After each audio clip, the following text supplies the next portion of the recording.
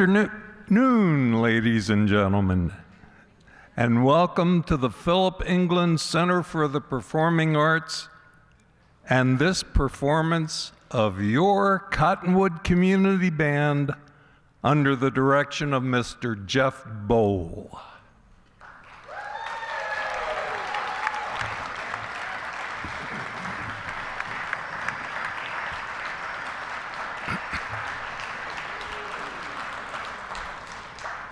Would all who are able please rise for the playing of the national anthem?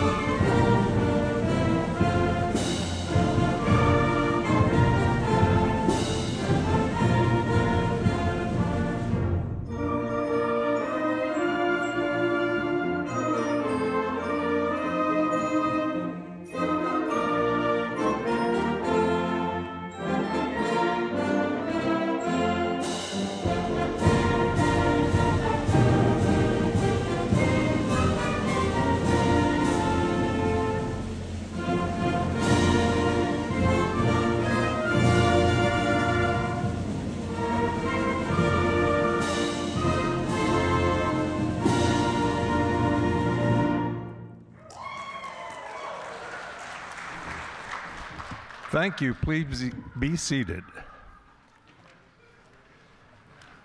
When we think of George Gershwin's music, we likely think of a stream of commercial successes, but that wasn't always the case. In 1927, George and his brother Ira Gershwin wrote the musical Strike Up the Band, a tale of a greedy cheese manufacturer who starts a war with Switzerland over cheese tariffs. You can't make this stuff up. This Gershwin musical ended up not quite a flop, but no great success either, even after the Gershwins tried to rework it. However, the march the two men wrote, the only march the Gershwins wrote, unfortunately, was indeed a success. So as we hear from some of the words of the song, "Hey, leader, strike up the band."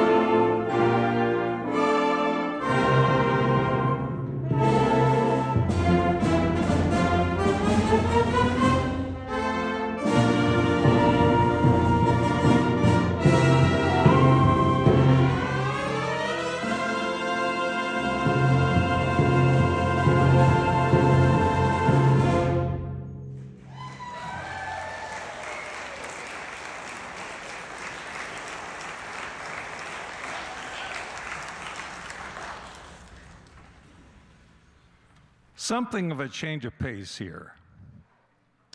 We'll hear a beautiful setting of a hymn from the Southern Harmony collection, the collection that included such well-known hymns as Amazing Grace. The Southern Harmony collection, first written in 1835 and containing 335 songs, went through several editions and became one of the most popular Southern tune books in the 19th century. Our song, Prospect, has moving lyrics. Tell me, where is the road I can call my own, that I left, that I lost so long ago? All these years I have wandered. Oh, what will I know? There's a way, there's a road that will lead me home. After wind, after rain, when the dark is done, as I wake from a dream in the gold of the day, through the air there is a calling from far away. There's a voice I can hear that will lead me home.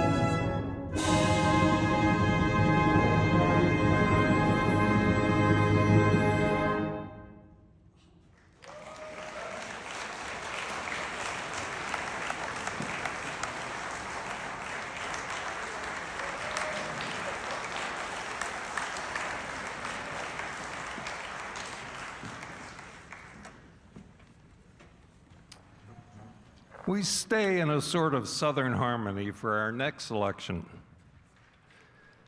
For the music we know as Dixieland had its start in the Deep South, New Orleans to be precise. We have several players stepping forward to be featured in a delightful medley of Dixieland selections. Joel Whitner on clarinet, Julie Garish on trumpet, Kirk Hedegaard on trombone, Keith Beckman on tenor sax, and Dan Edwards on tuba, with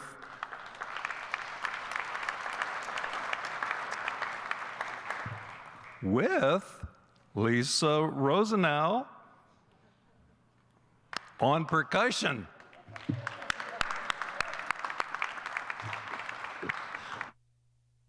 We'll hear Jazz Me Blues, Batten the Jack, and original ball. Yeah, my text is a little funny. An original Dixieland one-step. After its peak in the 1920s, Dixieland saw revivals in the 1940s and 1950s and continues to be appreciated today, especially in New Orleans, where the tradition remains a major part of the musical landscape. Now, jazz has been described by some as the one purely American musical art form, but jazz had to get started someplace, and one of the starting places was New Orleans, Dixieland.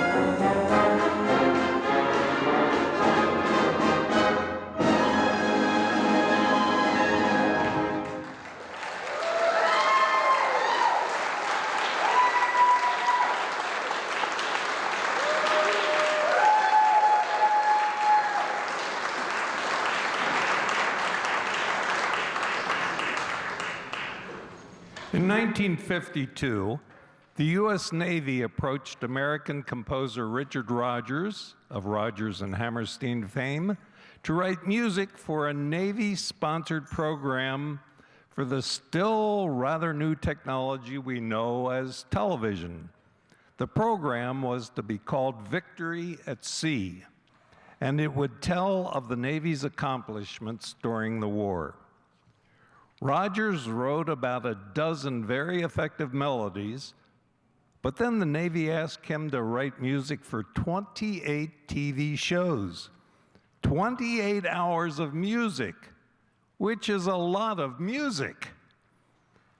Rodgers' schedule wouldn't permit him to do so much, so the Navy sought out the assistance of Robert Russell Bennett, at the time the premier composer for Broadway. If you wanted your Broadway show to be a hit, you wanted Bennett as the music director. He accepted the challenge and he wrote the 28 hours of music, and we will hear some of it now.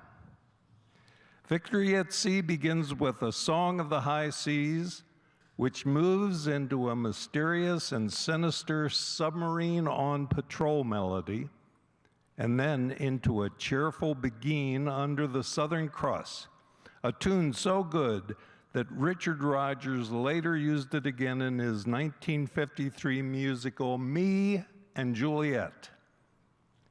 We then hear the Guadalcanal March, which celebrates the great victory of the Allies in the Pacific War, and then a gentle tropical interlude, which leads into the approach of an air raid, and then the air raid itself in all its terrifying fury. The band then plays music about a battle's aftermath with a bugle sounding almost like taps being played. Finally, the Hymn to Victory, which is a trumpeter Ron Wright's favorite piece, is heard, and that returns us to the high seas melody. Music from the TV series Victory at Sea, as we observe the U.S. Navy's 250th anniversary next week on the 13th.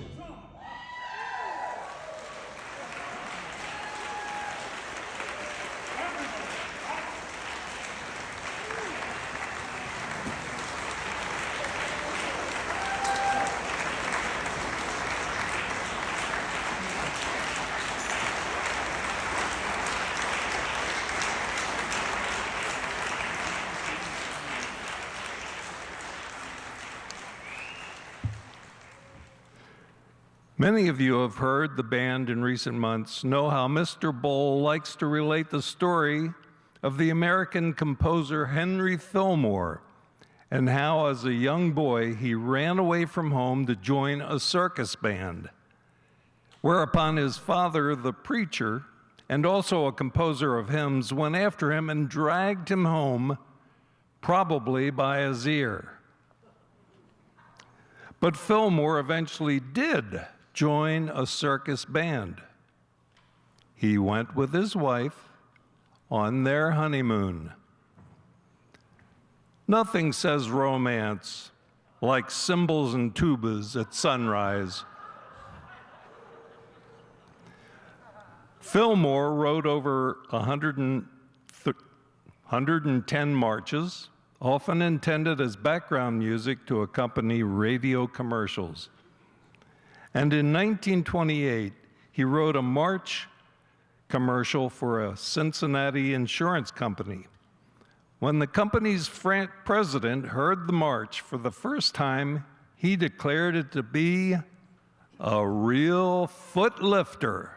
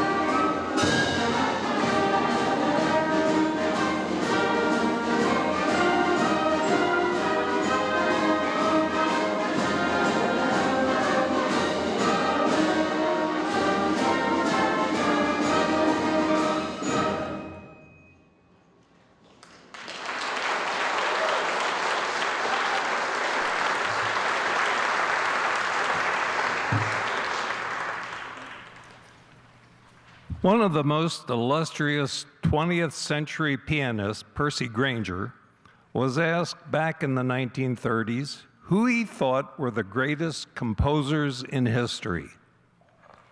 He unhesitatingly named Johann Sebastian Bach for one of them, as you would expect, but he then completely confounded the questioner by then saying that none other than America's Duke Ellington should be named as one of history's greatest composers. Ellington's attitude toward his band was, well, rather unique for the time. Bands back then, he said, had to have a gimmick. My gimmick was to find good musicians and pay them money. He did, too. I won't ask. We could spend days looking at Ellington's music, but some of you probably hope to catch at least part of the Cardinals game or the 12 other games that are going on today. So we'll continue it with Don't Get Around Much Anymore, Do Nothing Till You Hear From Me, Sophisticated Lady, and finally, It Is Completely and Utterly Devoid of Meaning and Significance if it looks like that curious, irregular, syncopated rhythm. Or in other words, it don't mean a thing if it ain't got that swing. We present to you music of Duke Ellington.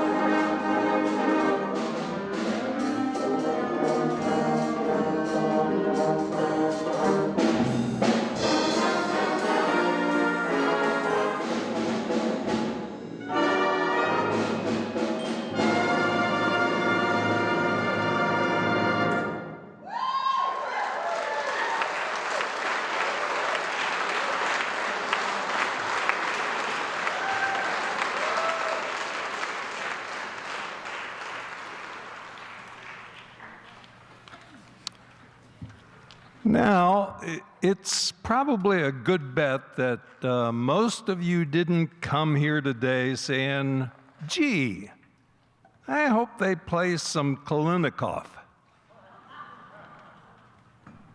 You might not be familiar with this composer's name, but as you can tell, Vasily Kalinnikov was a Russian composer. He was a contemporary of Tchaikovsky. In fact, Tchaikovsky supported Kalinnikov's music and career and even helped him find a job as an opera orchestra conductor, because any of the musicians before you can attest, it's good to have a paying gig. Kalinnikov had enormous talent and potential, but like so many others of his time, his was a short life due to tuberculosis, and he died at the age of 35. But if you like music with big endings, think of Tchaikovsky's 1812 Overture, for example, then you've come to the right place. For this Russian symphony has one of the greatest endings in all orchestral music. No cannons, no church bells, sorry, but a great ending as you shall hear. We close today's performance with Symphony No. 1 Finale by Vasily Kalinnikov.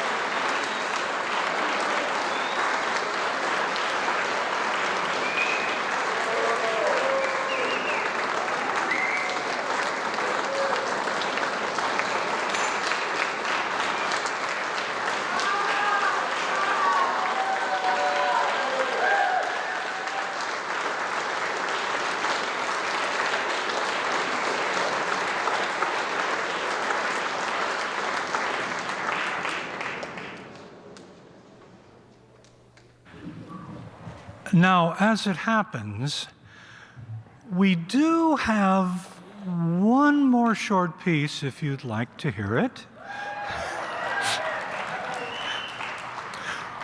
But after a workout like that, I'm going to talk to you for a couple of minutes to give the brass a chance to get some chops back. First of all, ladies and gentlemen, thank you for giving us that most precious commodity, your time and your presence. We do this for people like you, and we are glad you are here. Give yourself a hand, please.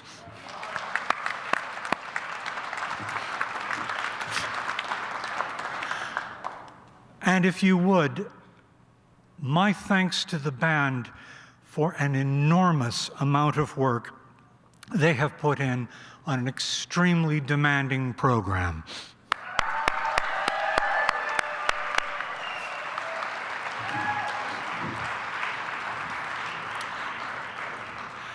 You all know that John Philip Sousa was called the March King, America's March King.